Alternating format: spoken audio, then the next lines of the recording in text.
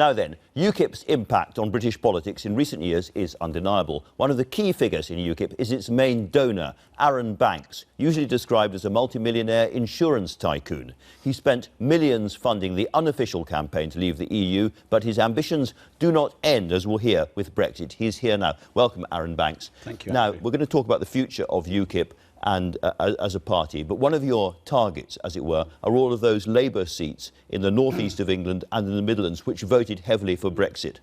Well, I think if you look at the general election, there were probably up to 30 seats the Conservatives won as a result of UKIP actually drawing votes away from Labour. And I think we've seen the follow-through in Brexit, really, where the Leave vote was very big in Labour areas. You're putting money and organisation into those seats. How many do you think you could win? I think you could win up to 30 or 40, potentially. I think there's a much greater opportunity with the Labour Party.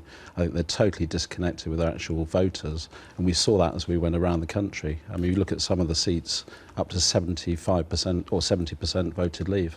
And your campaign, Grassroots Out, very much highlighted immigration as the big issue. Would it be the same kind of campaign again? Do you it was think, actually Leave.EU, but Leave.EU. that's fine. But there's Grassroots Out as well, wasn't there? Well, they got involved, but it was... Right, okay. it was I get confused. We do as well. Yeah. But are they? Is it going to be an immigration-based campaign, do you think, at the election? I don't think it's necessarily immigration. I mean, I think it's the whole disconnect between this kind of metropolitan elite that sneer at working people, and I think there's a great opportunity to take some real policies back into these Labour heartlands that are for working people. I guess if there was one moment or poster which crystallised people's worries about the Brexit side of the argument, it was that breaking point poster with the migrants leading up Nigel Farage. Do you regret that in any way? I wasn't really involved in that. That was a UKIP matter. Did you think it was a mistake? I didn't think it was a mistake. I think that in terms of the referendum, it was very much the economy versus immigration, and I think it put immigration right at the forefront of people's thoughts. I thought it was not a mistake at all.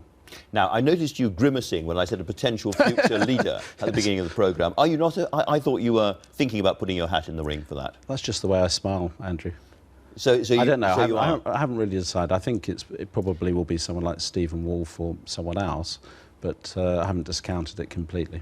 Now, you have very strongly backed Andrea Leadsom. She said, I don't want Arron Banks' money, I don't want UKIP support and so forth. But you see her as essential. Why? Do you think the establishment will still try to stop Brexit happening? Let's be clear, I've had absolutely no contact with Andrea Leadsom and her team.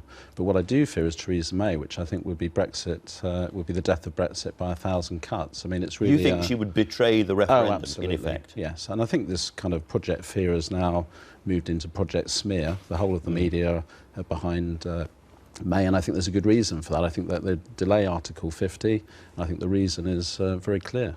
So to be absolutely clear, you think that she might not, for instance, trigger Article 50 until it's too late, until maybe another party has taken power or things have moved on so long, or that she will try to get single market and keep free movement of people? I think she will probably try to do just that and go for the Norway option, because what happened in Norway was the people against being part of the European Union, but the political elite have actually pushed as much as they can into that. If Andrea Leadsom wins, then a lot of UKIP people, you have said, and many people think, will simply move into the Tory party. Yeah. If, and therefore UKIP's future has got a question mark over it. If Theresa May wins, you have said you're going to pour £10 million into reviving the fight against Theresa May's version of Toryism. Well, I think that if Theresa May wins, UKIP will be back with a vengeance. I think if Andrea Leadsom wins, it will be a slightly different scenario. Are we talking about a new party here? I think potentially could be talking about a new party, and I think there are very good sound reasons for that. What are they? Sorry. Well, if you look at our Leave.EU campaign, we had nearly 1 million online followers. The social media reached out to 15 million people a week, and we had tremendous reach. Our database has got something like 40,000 Conservative Party members on it, and albeit that the Conservative Party is a dying membership, it's only got 100,000 members. You can contrast that to Labour with 500,000. I think there's a huge opportunity for a different type of party. So a new name, a more online party, very much more money, fresh faces, and taking on both Labour and the Tories. Yes, and perhaps more direct democracy. The elite have hated the referendum because it took the power away from them, and actually I think this has been a wonderful thing. So actually the idea of more referendum and going down the Swiss kind of model I think would be fantastic.